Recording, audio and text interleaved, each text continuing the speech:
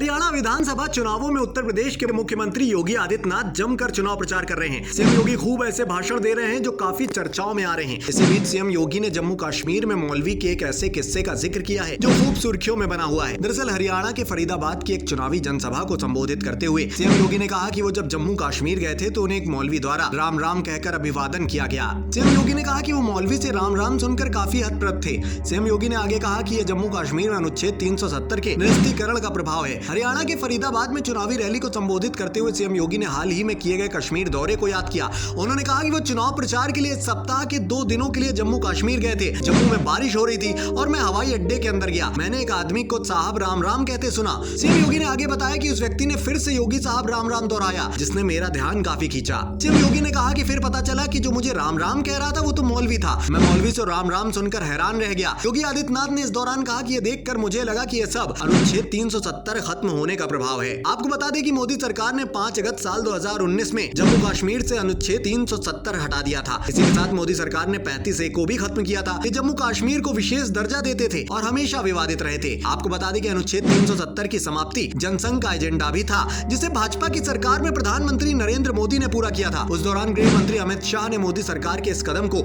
ऐतिहासिक भूल को ठीक करने वाला ऐतिहासिक कदम बताया था। खैर दोस्तों, हरियाणा और जम्मू के चुनाव में उनका यह प्रचार इस बार बीजेपी को बढ़त दिलाने में कामयाब हो पाएगा या नहीं, अपनी कीमती राय कमेंट बॉक्स में जरूर बताएं। साथ ही देश की तमाम सियासी खबरों से खुद को अपडेट रखने के लिए वीके न्यूज के अलग अलग डिजिटल प्लेटफॉर्म से आप यूं ही जुड़े रहें। मैं कल और परसों 2 दिन जम्मू कश्मीर विधानसभा चुनाव के लिए गया था।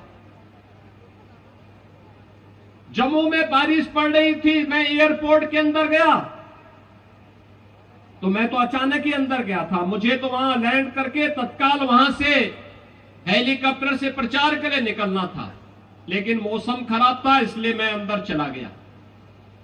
मैं अंदर जैसे ही गया तब तक एक सज्जन बोल रहे थे कि राम राम। उन्होंने वहां से आवाज आ रही थी कि साहब राम राम। तो मैं, चूंकि मेरा कोई परिचय भी नहीं था वहां पे, ना मैं किसी को जानता था, तो मैं उधर देखा नहीं। मैंने उधर देखा नहीं। थोड़ी देर के बाद फिर आवाज आई कि योगी साहब राम राम। मैंने देखा तो वह एक मौलवी था।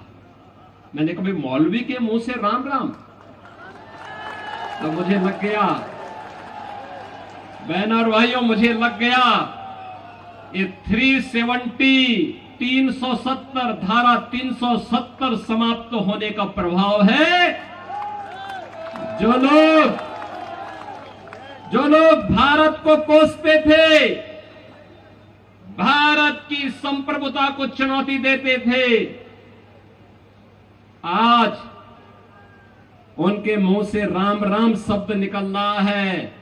और याद रखना, भारत मजबूत होगा, भाजपा मजबूत होगी। एक दिन हरे रामा हरे कृष्णा गाते हुए भारत की सड़कों पर दिखाई देंगे।